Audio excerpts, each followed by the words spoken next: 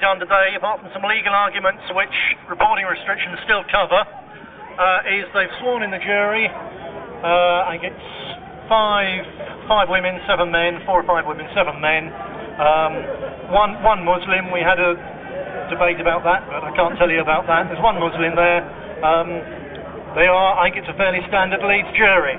What I can tell you is that the judge lifted reporting restrictions on one thing, where he was very critical indeed of 2 leaflets put out by the extreme left down there, which he said were very, very close to being an attempt to interfere with and undermine the British justice system. And he specifically said that should be reported. So those people down there have done themselves no favours.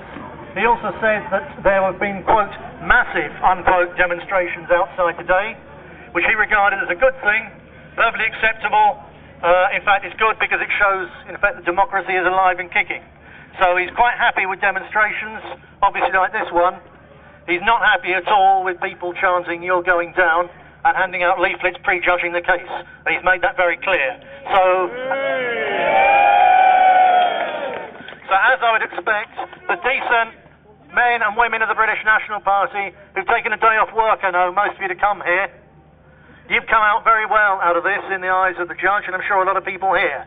And the people down there, the bigots who are giving Mark and me throat-cutting signs and all the rest of it, and chanting vile abuse, and of whom a number who've been arrested, they've come out of it very badly indeed. I thank you indeed for ignoring them today, for singing the hymns, for taking part in the service in defence of the Christian values that underpin our freedoms and our identity in this country. I thank you again for coming, for standing through the cold and the damp.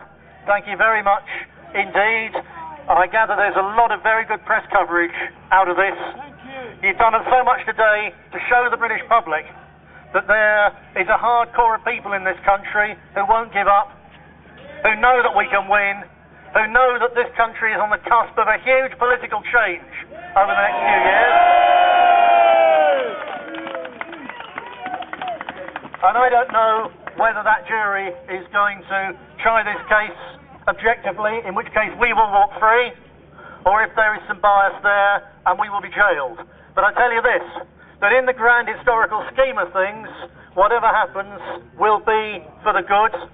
And if the multiracial state that's dragging our country down into the dust sees fit or manages to jail us for telling the truth about threats in our own country to our own people, mortal, desperately dangerous threats to the freedom of this country, to everything that generations of our forefathers fought and died for, if they want to send us down for talking about those threats, it will be one of the biggest mistakes they have ever made. So again, thank you very much all for being here, for being so patient. I believe you should have some idea of where we're going off to next. Nick, has that been done? Yep. So I hope to see some of you there. If you've got to get off, because I know you've come a long way, again, thank you very much. I'll see you all in due course. Cheers.